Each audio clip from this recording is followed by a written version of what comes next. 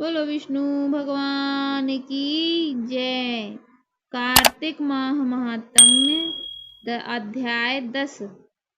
मायापति नारायण के चरणों में शीस नवाए। दशम अध्याय कार्तिक लिखूं नारायण राय। बोलो माता लक्ष्मी की, बोलो माता तुलसी की जय। राजा पृथु बोले, हे ऋषि श्रेष्ठ नारद जी, आपको प्रणाम है। कृपया आप यह बताने की कृपा कीजिए कि जब भगवान शंकर ने अपने मस्तक के तेज को क्षीर सागर में डाला तो उस समय क्या हुआ। नारद जी बोले, हे राजन, जब भगवान शंकर ने अपना वह तेज क्षीर सागर में डाल दिया तो वह उस समय शीघ्र ही बालक होकर सागर के संगम पर बैठकर संसार को भय देने वाला रुदन करने लगा। उसके रुदन से संपूर्ण जगत व्याकुल हो उठा। लोकपाल भी व्याकुल हो गए, चराचर चलायमान हो गए। शंकर सुवन के रुदन से संपूर्ण ब्रह्मांड व्याकुल हो गया। यह देखकर सभी देवता और ऋषि मुनि व्याकुल होकर ब्रह्मा जी की शरण में गए और उन्हें प्रणाम कर उनकी स्तुति करने लगे। उन सभी ने ब्रह्मा जी से कहा, हे पितामह,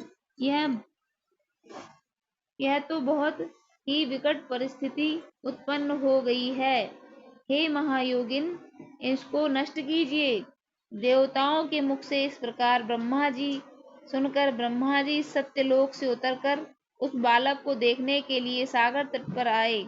सागर ने ब्रह्मा जी को आता देखकर उन्हें प्रणाम किया और बालक को उठाकर उनकी गोद में दे दिया। आश्चर्यचकित होते हुए ब्रह्मा जी ने पूछा कि हे सागर, यह बालक किसका है? शीघ्रता पूर्वक कहो। सागर विनम्रता पूर्वक बोला, प्रभु, यह तो मुझे ज्ञात नहीं है, परंतु मैं इतना अवश्य जानता हूँ कि यह गंगा सागर के संगम पर प्रकट हुआ है। इसलिए जगत गुरु, अगर आप इस बालक का जात कर्म आदि संस्कार करके इसका जातक का फल बताएं। नारद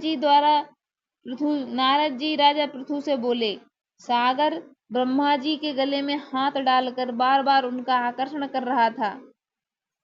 फिर तो उसने ब्रह्मा जी का गला इतनी जोर से पकड़ा कि उसे पीड़ित होकर ब्रह्मा जी की आंखों से अश्रु टपकने लगे। ब्रह्मा जी ने अपने दोनों हाथों का जोर लगाकर किसी प्रकार सागर से अपना गला छुड़वाया और सागर से कहा, हे सागर, सुनो, मैं तुम्हारे इस पुत्र का जातक फल कहता हूँ। मेरे नेत्रों से यह जो जल निकला है, इस कारण इसका नाम जलंधर होगा। उत्पन्न होते ही वह तरुण अवस्था को प्राप्त हो गया है, इसलिए यह सब शास्त्रों का पारगामी, महापराक्रमी, महावीर, बलशाली, महायोद्धा और रण में विजय प्राप्त करने वाले का होगा। यह बालक सभी दैत्यों का अधिपति होगा। यह किसी से भी पराजित न होने वाला तथा भगवान विष्णु को भी जीतने वाला होगा। भगवान शंकर को छोड़कर यह सबसे अवश्य होगा। जहाँ से इसकी उत्पत्ति हुई है, यह वहीं जाएगा। इसकी पत्नी बड़ी पतिव्रता, सौभाग्यशाली, सर्वांग सुंदरी, परम मनोहर, मधुर वाणी बोलने वाली तथा शीलवान होगी। सागर से इस प्रकार कहकर ब्रह्मा जी ने शुक्राचार्य को बुलाया और उनके हाथों से बालक का राज्याभिषेक कराकर स्वयं अंतर्ध्यान हो गए। बालक को देखकर सागर की प्रसन्नता की सीमा न रही। वह हर्षित मन से घर आ गया। फिर सागर में उस बालक का लालन पालन कर उसे पुष्ट किया। फिर काल नेमिक नामक असुर को बुलाकर वृंदा नामक कन्या से विधि पूर्वक उसका विवाह करा दिया।